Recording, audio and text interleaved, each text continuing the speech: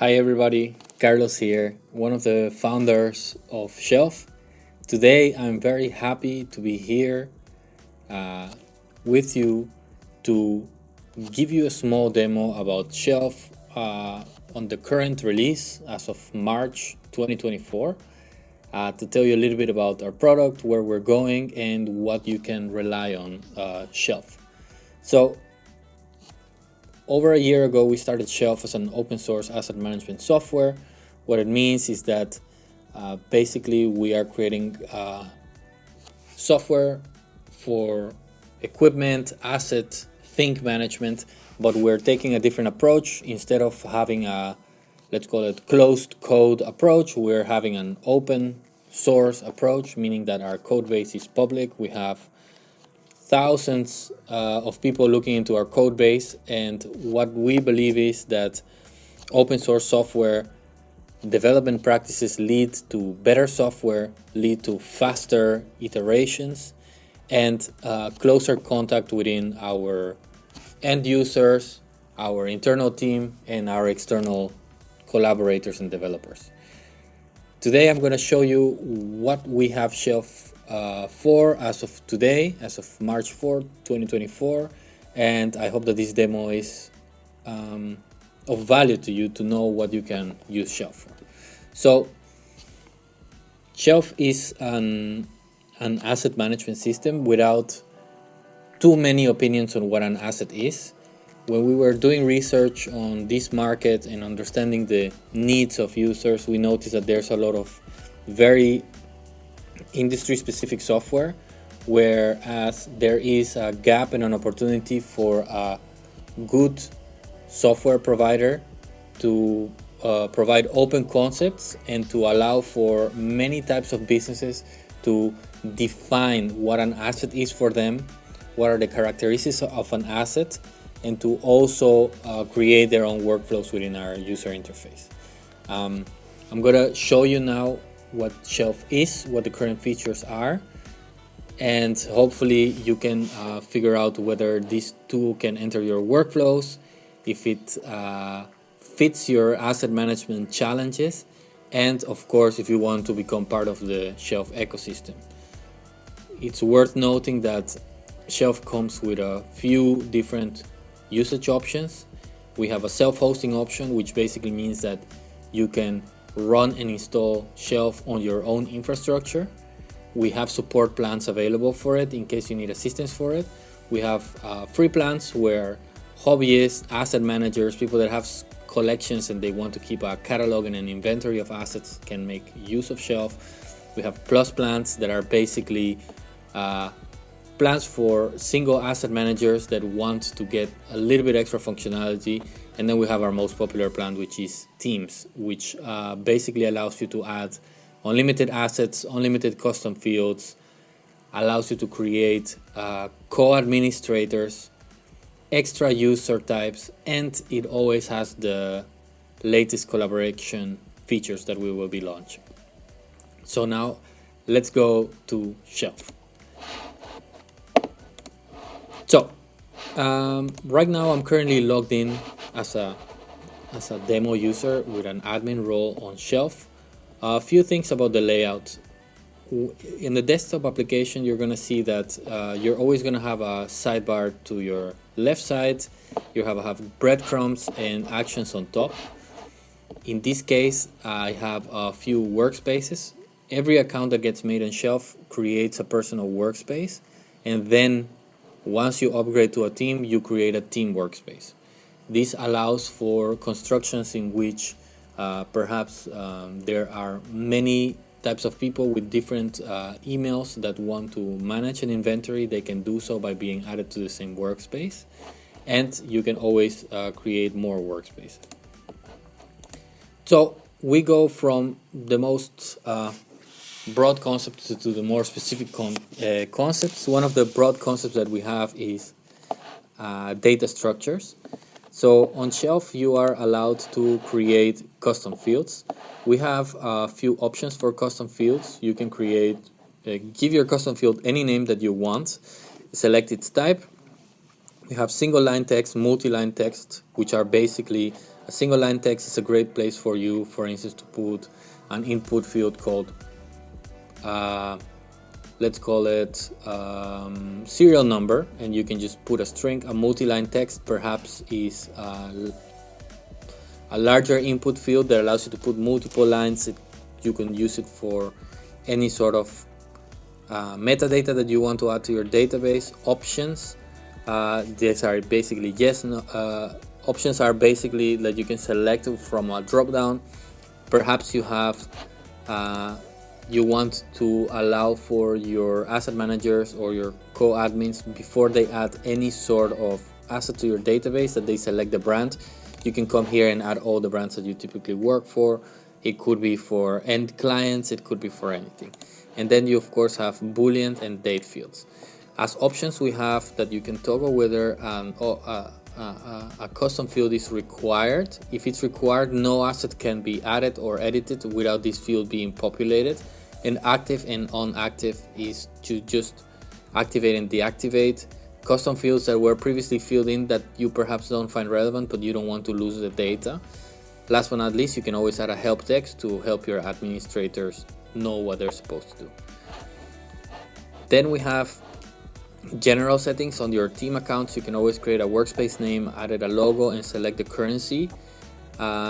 The currency field is valuable because we have a predetermined field whenever you create an asset to give a value, and this can let you then calculate the value of your total asset inventory, or in this case your asset catalog. So these are interesting fields and good fields to fill in. Last but not least, we have a backup.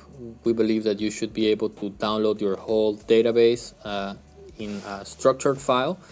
This for you to be able to do any sort of data manipulation that you might want. Please know that this is a backup and not necessarily an import file. So this is in the case that you want to explore your whole data.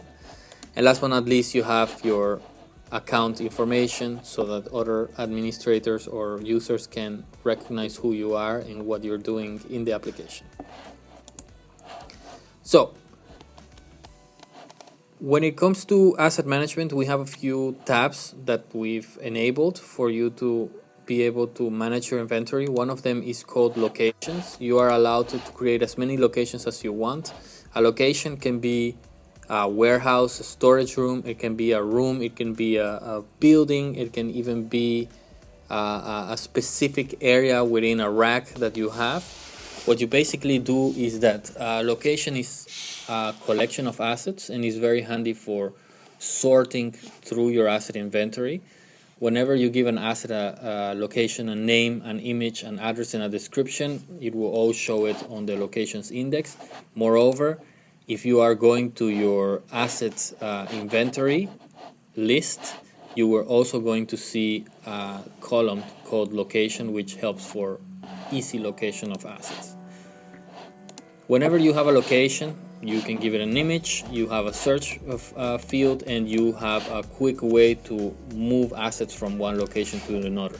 Some of our users opt to, for instance, I don't know if you see here, I have here a sheet full of asset labels that we've produced.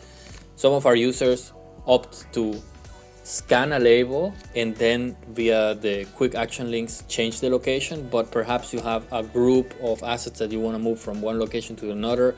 You can search for them and find them here and then just start toggling them on. For instance, in this case, just for this example, let's say that I want to move this Microsoft Surface Studio from the graphic design studio to this playground. I will just select it, confirm it, and what our system will do is that it will move it to this new location, and also it will, on the asset page itself, it will log automatically that on the 4th of March at 6:36 p.m. Asset Manager, which is the name of my account, updated the location of this asset from location A to location B. So you can always have a change log of every single thing that has happened within your assets. That's what locations are for, and this is an open concept that can be used for many things. Then we have tags. Tags are basically a way for you to append extra information to an asset, and they it's a one-to-many relationship, so an asset can have 1, 2, 0, 10, 20 tags. It is a way for you to kind of create your taxonomy, your logic of grouping your assets, and it again comes handy in the moment that you are on your, let's say, your big asset sheet or your big database here where you're exploring everything, that you can always scroll through them. And you can, for instance, you created a tag called education. You can click it, and we're gonna load all the assets that have that tag within the asset inventory explorer. And of course, you can always combine assets, combine tags, categories, and other filters. But that's what tags are for. What we do is we allow you to create them, to add them to assets, give them a tag name, a description, create them, and then you can start adding them to assets. Last but not least, we have within the category of metadata that you can give to your assets, we have categories. Categories is the only place where we've had a decision of only allowing for one asset to be part of one category. Again, there's no limits on how many categories you can have. The only limit we have is that each asset should belong to one category. For instance, I have a category called, let's call it robotics, with a few assets. I can give it a name, a description, and I can change its label color for easier recognition within the inventory list. Last but not least, within this area, we go now to the Asset Inventory Explorer. We have baked a few functionalities here. So as you can see in the layout, we have an import button, we have a new asset button, we have filters, which are availability filters. We have all assets are shown, only available assets, only assets in custody, or only assets that are checked out. You can always perform a search here, and you can search within the asset name, category, tags, custodian, location, or a combination of them. So for instance, you can look for now Carlos, which is the custodian, and then sports, and it should load you one entry that has these two attributes assigned to them. The same way you can do for any category, like for instance, you are looking for electronics, and it should pull out all the assets that have the category electronics. And this is another way for you to explore your asset inventory page. We have also a dashboard. A dashboard just simply shows you the cumulative growth of your asset inventory. So for instance, it will show you how many assets you've added in total per month. This is a good way for you to see if your inventory is going up or down, or how things are moving. If you've added a value, we can calculate the value of your total inventory. We can also show you how many assets in your database have a known location, yes, no, and also their different statuses. Additionally, on team plans, we have a feature called bookings. And what bookings does is that it allows you to create a reservation that you can check out and check in.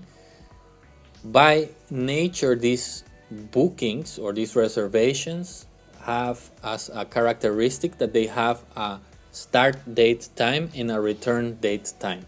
Moreover, they're also on the responsibility of one team member. So for instance, I might do interview shoot that will happen, let's say, on the 5th of March, starting at 9:45, with a return date of, let's say, 1 week later at 5 p.m. let's say. So we're gonna put here 5 p.m. and a user called Carlos Herrera, which is me, will be responsible for this. So what our platform is now doing is it's looking at this start date and end date and finding all assets that are not booked for this specific date range. So we check first, is the asset available? Is it not reserved within these dates times?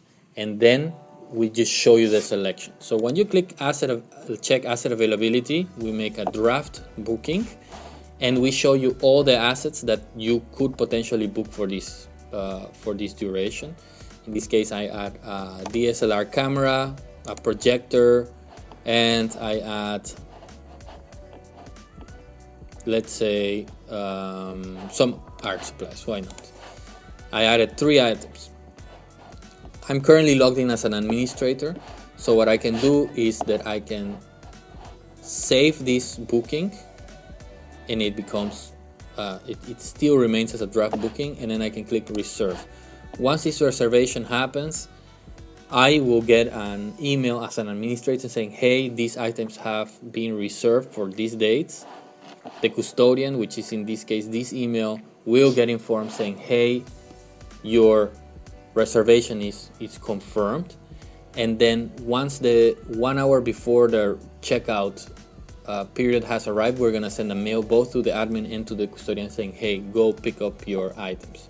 So if you're an asset manager right now and you're responsible for providing these assets to this person, when the moment arrives, you can click on checkout. The checkout is going to make sure that these items are officially outside of the organization for this date time period, and we will remind you when they come back. So if you are on the asset, let's call it the asset index, or exploring your asset inventory right now, those assets are checked out, so you should be able to filter by them and see that they're no longer available. They're checked out, and they're on the custody of the user that you marked as the custodian. That's use of bookings, and that's how it can be used. So now I'm gonna just show you how our one asset page looks like. I'm going to open an asset. In this case, let me see. I'm gonna open this MacBook Air that it's on the category electronics, and it's on room 102. So I'm on this MacBook Air page, and I want to show you a few of the concepts that we've made. So whenever you add an asset to your asset inventory, we automatically create a QR code. This QR code can be printed like this and can be placed on the object. What you have to think about is that the asset is kind of a quick link to the asset page. So if you're logged in as an authorized user and you scan this tag, it will take you to this page, and it will do a few other things. You are on the asset page. You might want to give custody to a person. This person, Andres Gomez, comes in and he's like, hey, I need to be provisioned an asset. I need a computer. You can have registered this asset ID, this MacBook Air. You can give custody to this person, and then we're automatically gonna log it in. Also, this asset is not going to be available for a reservation or for a booking. Why? Because it's in custody. So we've logged here that asset manager has given Andres Gomez custody over this object. You can see that the asset is available for bookings, but it's not going to be checked out or available because it's on custody. And you can see, for instance, the short description that we've added for the MacBook Air, as well as some of its metadata and information. Moreover, you have the option to leave a note. For instance, you might have given custody to this person, and you say, user has signed an agreement. It is here. You can always link here to an external document, or you can put a link to, I don't know, any sort of internal, let's call it data warehouse that you might have, or you might want to write a comment for yourself saying, hey, user says that laptop is slow. We need to plan for it to return to our office, so we do some maintenance.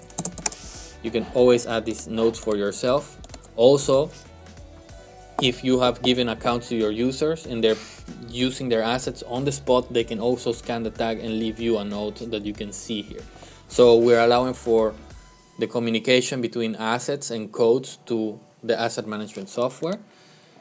So this is a feature that we have here, and it's used for many different reasons. Some people use it for recording maintenance. Some people use it for recording issues with the assets. Some people use it for writing down notes on little things that they don't want to forget about an asset. Again, as I said, we are not very opinionated on what is an asset, so this could be used for anything, for any sort of tool or equipment, whether it's IT equipment, camera equipment, or actual physical tools. So these are the notes, and for instance, whenever a person scans this code and they're not part of your organization, we're going to show them a form which says contact the owner. The reason why is perhaps some of your staff has misplaced an asset, left it somewhere, somebody has found it and want to return it. They can always scan the code. We're going to log in their location. We're going to ask them for location permission, and right here in this area we're going to show a map pinning exactly when the last request was or the last scan was for these assets. So this is a way for you to also keep track of movements that happen within assets. So in terms of our product as of today, we have bookings, so you can reserve, check out items with a check-in date. We have locations for you to group and categorize your assets into where they're supposed to be.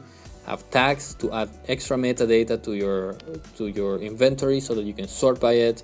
Categories, again, to group them logically.